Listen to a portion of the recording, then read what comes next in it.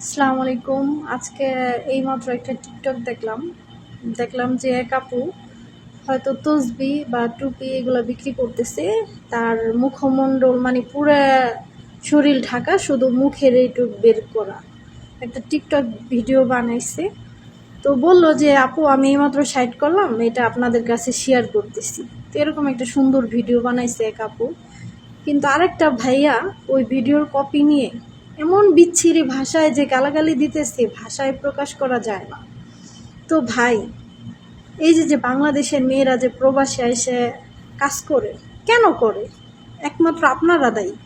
আপনাদের মতো বাপ, আপনাদের মতো ভাই, আপনাদের মতো স্বামীরা দায়ী। জানেন কেন? কারণ আজকে যদি আপনারা ঠিক মতন পরিশ্রম করতেন, ঠিক মতন ফ্যামিলি চালাইতেন, তাহলে হয়তো এই বোনগুলা, এই মাগুলা, ঠিক আছে, বিদেশের মাটিতে আসতো না।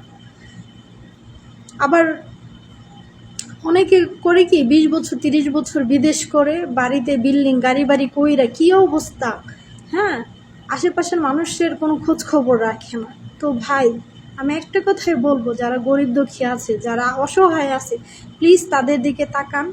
হ্যাঁ, এমন এমন মানুষ আছে সুস্থ, কিন্তু তাদের ভিতরটা উই পোকার মতো ঝাঁঝরা হয়ে গেছে।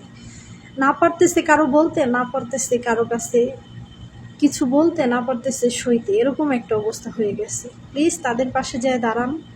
হ্যাঁ, আর এইভাবে বকাঝকা করবেন না, কারণ একটা মেয়ে অসহায় হয়ে এই প্রবাসে আসে।